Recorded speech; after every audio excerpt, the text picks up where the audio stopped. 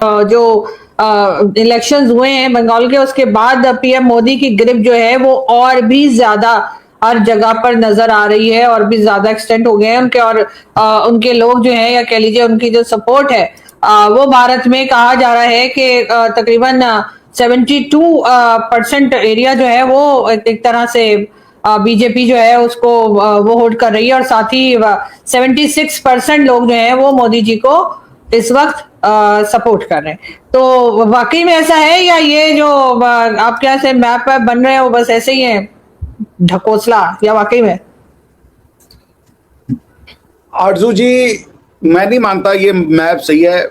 मोदी जी भारत की जो भारतीय है उनके सबके दिलों में बसते हैं। मोदी जी हम सबके अभिभावक हैं। मोदी जी मतलब मैं कभी कभी भारतीय राजनीति में मोदी जी के ऊपर जो आक्षेप लगते हैं, कभी उनकी डिग्री को लेके, कभी उनको वो लेकर के, तो मुझे बड़ा दुख होता है कि क्या सोच है इन लोगों की जो मोदी जी के व्यक्तित्व को, उनके प्रभाव को समझ नहीं पाते। मैं ईश्वर से थोड़ा बहुत पढ़ लिख लिया हूं, मुझे ईश्वर की अनुकंपा रही है। मैं समझता हूं इंटेलेक्चुअलिज्म की वैल्यू, इंटेलेक्ट क्या होता है वो मैं समझता हूं। मेरे लिए इंटेलेक्चुअलिज्म है ज्ञान का मतलब प्रेम है, क्षमा है, दयाशीलता है, ह्यूमिलिटी है।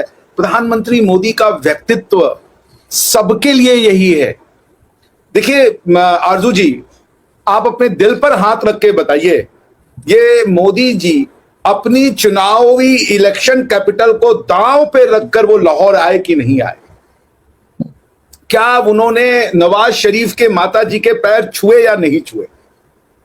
तो क्या वो सिर्फ हमारे दिलों में वो क्यों आए थे? क्या उनका मकसद? अब आप लोगों ने जबरदस्ती आपसे, मतलब ये जो पाकिस्तान की कुछ एक सोच है, उसने जबरदस्ती हमको, हमारे ऊपर झूठी बातें बोल बोल करके हमारी आइडेंटिटी बना दी है। ये हिंदुत्व वाले हैं, ये ऐसे वाले हैं। अरे भाई, हम सबको प्यार करने वाले लोग हैं। तो प्रधानमंत्री मोदी भारत का शान है, भारत का अभिमान है। और मैं ये बात पूरे जिसे समझ लीजिए सोच समझ के कह रहा हूं। पिछले 200 सालों में भारत को ऐसा नेतृत्व नहीं मिला जैसा अभी प्रधानमंत्री मोदी जी का है। 1857 के बाद से, चले 200 साल मैंने ज्यादा कर दिया, 1857 में कुछ हमारे जो बहुत राष्ट्रभक्ति के लोग थे, उन्होंने अपने प्राणों को न्यौछावर किया। उसके बाद से जब से प्रोक्लेमेशन ऑफ इंडिया हुआ है बाय द ब्रिटिश क्वीन, उसके बाद से तो इंडियन लीडर जो भारतीयता से प्यार करते हैं उस तरीके से शायद देखने को नहीं मिले, या जो थे उनको हमें बताया ही नहीं गया, हमारी इतिहास की किताबों में से छुपा दिया गया। बिल्कुल बहुत से ऐसे लोग रहे होंगे जिन्होंने भारत की लिए अपने जानों की न्यौछावर किया, लेकिन प्रधानमंत्री की जो व्यक्तित्व है वो पॉलिटिकली स्वैव हैं। वो बहुत ही, जिसे समझ लीजिए एक पॉलिटिकली कॉन्शियस व्यक्ति हैं, लोग उनसे जुड़ जाते हैं। वो निर्मल व्यक्ति हैं, वो निश्चल व्यक्ति हैं। अब आप अगर पॉलिटिक्स में, मैं भी इतनी मुश्किल हिंदी आप बोलेंगे तो समझ में नहीं आएगी। मेरा मतलब है, he is not prejudice, he has no biasness towards anyone, he loves all. वो सबको प्रेम करते हैं, मोहब्बत करते हैं, सबसे वो सबका भला चाहते हैं। उनकी एक गलती है, मोदी की एक गलती है, वो मैं मानता हूं कि वो राष्ट्रभक्त व्यक्ति हैं। वो अपनी मिट्टी से प्यार करते हैं, अपने कल्चर से प्यार करते हैं, वो अपने जो पूर्वजों के द्वारा दिया गया सनातन कल्चर है उससे प्यार करते हैं। ये बेचारे की गलती है, इसलिए वो व्यक्ति दुष्ट है। और तो भाई मुझे कोई उनमें लगता नहीं, ना तो अपने लिए एक पैसा जुटाए वो अपनी, जब वो चीफ मिनिस्टर बन गए, वो प्रधानमंत्री बने थे, उनके बैंक में जो पैसे थे उन्होंने अपनी कर्मचारियों की बेटियों की शादी के लिए डोनेट कर दिया। और उसके बाद उनके जो कर्मचारी थे बोले थे ऐसा मत कीजिए, आपको कल को जरूरत होगी, पैसे कहां से आएंगे? उन्होंने कहा जो होगा वो ईश्वर देखेगा। तो यार उस व्यक्ति को क्या गाली दोगे आप? किस बात पे उसको गाली दे रहे हो? इसलिए कि वो राष्ट्रभक्त है, वो सनातनी है, ये उसका गलती है? कोई अपनी कल्चर से प्यार करे आरजू जी, ये उसकी गलती होती है, ये उसकी कमियां होती हैं। ये लोगों ने, इन लोगों ने, ये जो कम्युनिस्ट है, और ईश्वर ने इनको दंड दिया है, कम्युनिस्टों ने। मैं फिर कहता हूं, भारत को हम अपने मुसलमान भाई बहनों से बात करेंगे, उनको बताएंगे कि आप अपनी मिट्टी से जुड़िए। लेकिन सर, रिलीजन के नाम पे ऐसे इस तरह का लोगों को बंटावा तो हमने पहले कभी देखा नहीं ना, ये कह रही हूं मैं।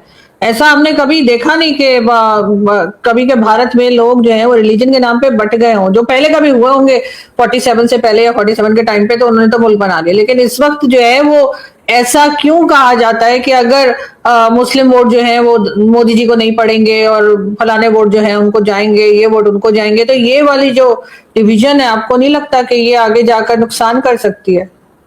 नहीं नहीं, बिल्कुल नहीं। पहली बात कि भारत में हिंदू मुसलमान का डिवीजन नहीं था, कब नहीं था? क्योंकि इन लोगों ने औरंगजेब को हीरो पढ़ाया। भारत का हिंदू जो था वो औरंगजेब को भारत का कॉन्स्टिट्यूशनल निर्माता मानता था। वो औरंगजेब जिसने यहाँ के स्कूलों को तोड़वा दिया, मंदिरों को तोड़वा दिया, उसको इन्होंने यार बहुत से लोग तो पाकिस्तान आए भी नहीं ना। बहुत से लोग मुस्लिम जो थे वो पाकिस्तान उन्होंने आना पसंद नहीं किया। उन्होंने कहा हम हिंदुस्तान हमारा मुल्क है, हम वहीं रहेंगे। तो मैं ये कह रही हूँ कि मोदी जी को मुस्लिम वोट भी आने चाहिए। ये वाली जो एक इंप्रेशन आती है ना कि मोदी जी को मुस्लिम वोट नहीं पड़ रहा, वो कह रही हूँ कि उधर जाके गलत हो जाता है। भारत के मुसलमान ने कभी भी राष्ट्रवाद का साथ नहीं दिया। भारत का ये जो जिन्होंने पाकिस्तान बनाया और पाकिस्तान नहीं गए, तो वो कहां गए? वो कांग्रेस में गए, वो भारतीय सिनेमा में गए। उन्होंने विश्व को दुनिया बना दिया, मनुष्य को इंसान बना दिया। उन्होंने भाषा चेंज कर दी, सोचने का तरीका चेंज करने लग गए थे। वो सनातन को मिटा देना चाहते थे। आपको नहीं पता है यहाँ पे? आप ये बताइए, मैंने कल भी पूछा था आपसे, भारत की हजारों साल की हमारी ज्ञान परंपरा को आगे बढ़ाने के लिए 1952 में शिक्षा मंत्री मिल रहे मौलाना, जिन्होंने भारत के बारे में कुछ नहीं पढ़ा, जो अरबी पढ़ते थे, जिनको सिर्फ अरबी आता था। और लीजिए, मैं आपको सर वो एक दो चीजें गलत हो सकती हैं किसी भी जमाने में।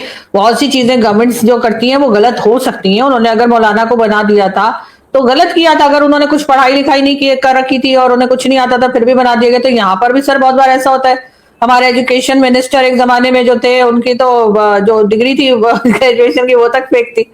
और मेरे ख्याल इमरान खान के जमाने में किसमें थे एजुकेशन मिनिस्टर। तो सर वो हो जाता है कभी कभार। लेकिन मैं ये कह रही हूँ कि ये वाली सोच के हिंदू मुस्लिम अगर होंगे तो उनको हिंदू से नफरत है या वो मोदी जी से नफरत करेंगे, तो वो वाली चीज मैं कह रही हूँ कि नहीं होनी चाहिए। अरे भाई, आप अगर वो कंट्री के लिए अच्छा कर रहे हैं तो वो सभी के लिए कर रहे हैं। अब उन्होंने वो ट्रिपल तलाक और क्या कुछ किया था, तो वो तो कर रहे हैं ना। तो मैं ये कह रही हूँ कि ये वाली जो डिवीजन आ रही है आपके यहाँ, जो बढ़ती जा रही है, ये पाकिस्तान में पहले होता था, अब वही चीज आपके यहाँ आ रही है। आपको अभी से रोकना होगा, नहीं तो आप पाकिस्तान बन जाएंगे।